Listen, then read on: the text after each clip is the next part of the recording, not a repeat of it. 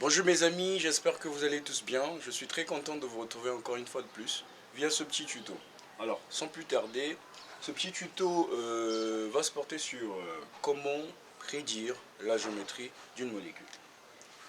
Donc, comment prédire, d'accord, la géométrie, d'accord, mais d'une molécule. Alors, attention, la prédiction ici de la géométrie d'une molécule obéit à une loi qu'on appelle la loi de Weisper ou bien la méthode de Gillespie. D'accord. Donc on va utiliser la méthode de Gillespie. D'accord. Alors quand on parle de géométrie en fait d'une molécule, la géométrie c'est la forme dans l'espace, c'est-à-dire que la disposition des atomes d'une molécule dans l'espace. D'accord. C'est ça qu'on va essayer de prédire. Alors on va utiliser la méthode de Gillespie. Alors cette méthode de Gillespie se base sur l'atome central. Donc là c'est important de vous rappeler que dans une molécule, vous avez plusieurs types d'atomes. Parce qu'on vous dit qu'une molécule, d'accord, c'est un ensemble de quoi? Des atomes. D'accord. Donc plusieurs atomes sont unis entre eux et constituent une molécule. Alors dans ces atomes-là, on peut distinguer deux types d'atomes. Nous avons l'atome qu'on appelle central, d'accord, et les autres atomes vont être appelés périphériques. Voilà, on va les appeler les atomes périphériques. Donc voici l'organisation dans une molécule. C'est-à-dire que dans une molécule, vous avez un atome qui est au centre, qui fait des liaisons avec les autres atomes, et ces autres atomes vont être appelés atomes périphériques. D'accord? Atomes périphériques. Alors, comment dans une molécule comment savoir donc dans une molécule l'atome central ou les atomes périphériques? Alors, l'atome central, généralement, il est le moins représenté. C'est-à-dire qu'il est généralement unique. J'ai dit généralement unique. Ou le moins représenté. Voilà. Le moins représenté. C'est-à-dire que ce n'est pas beaucoup. Voilà. C'est pourquoi je dis que généralement, c'est un atome qui est unique. Voilà. Et les atomes périphériques, ben, c'est les atomes qui sont le plus souvent plus représentés. Voilà. Donc c'est le plus représenté. Très très bien. Alors je vais prendre un exemple. On prend par exemple le cas de voilà, AlCl3. Alors quel est l'atome central? C'est l'aluminium. Pourquoi? Mais parce que l'aluminium est le moins représenté. Vous voyez que son indice en fait ici c'est 1, alors que le chlore c'est 3. Le chlore pardon, est beaucoup plus représenté que l'aluminium.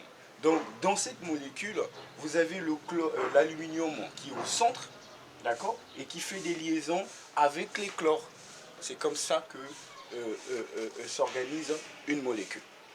Alors donc, la prédiction ici, selon Gillespie, on va juste s'intéresser à l'atome central. Voilà, on s'intéresse juste à l'atome central et son environnement chimique. C'est-à-dire que c'est doublé liant, d'accord, et c'est doublé non liant. Voilà. Donc le A ici veut dire atome central, d'accord. D'accord. Le X ici veut dire doublé liant. Mais vous allez comprendre doublé liant pourquoi. Parce que quand vous avez une molécule, on sait que c'est l'ensemble des atomes, mais les atomes ne sont pas espacés, les atomes sont unis. Donc dans une molécule, vous avez l'ensemble des atomes, mais ils sont unis par des liaisons. Voilà. Et ces liaisons-là sont appelées des doublés. Mais ça, de toute façon, on verra quand on va aborder la notion de structure de Lewis. D'accord. Donc après, ici, le E, c'est le doublé non liant. Voilà. Donc ça ne lie pas l'atome périphérique avec un autre atome. Non, ça ne lie pas, pardon, l'atome central à l'atome périphérique. Donc c'est seulement un doublé qui est sur l'atome central. Et le N, c'est le nombre de doublés non liants. Voilà. Donc prédire la géométrie d'une molécule, sachant que dans une molécule, vous avez deux types des atomes. Il y a l'atome central et les atomes périphériques. Mais selon Gillespie, il faut seulement s'intéresser à l'atome central. Alors, et aussi son environnement chimique, c'est-à-dire voir ses doublés liants et aussi ses doublés non liants. D'accord. Alors, sans plus tarder, on revient après pour discuter sur la structure de Lewis. Pourquoi parler de la structure de Lewis? Structure de Lewis. Alors, c'est très simple, parce que la structure de Lewis va nous permettre de faire l'inventaire.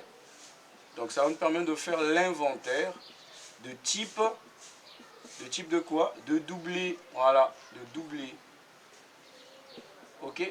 De doublé. Alors, sans la structure de Lewis, qui va nous permettre donc de faire ressortir les différents types de doublés, mais nous ne pouvons pas prédire la géométrie de molécules parce que la prédiction dépend de l'atome centrale et ses doublés liants ou non liants.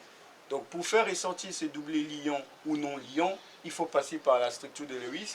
Pourquoi? Parce que la structure de Lewis permet de faire l'inventaire de ces différents types de liaisons. Par exemple, je prends le cas de l'aluminium. Vous voyez que quand on vous présente une molécule comme ça, il n'y a pas ces doublés liants ou non liants de l'atome central avec les atomes périphériques. Donc il faut forcément passer par la structure de Lewis. Alors pourquoi la structure de Lewis? Mais parce que Lewis, il est le premier à expliquer la formation des molécules, d'accord, à partir des électrons de la couche externe. C'est-à-dire que les atomes, ils vont mettre en commun ces électrons de la couche externe pour conduire donc à des liaisons et donc à la formation des molécules.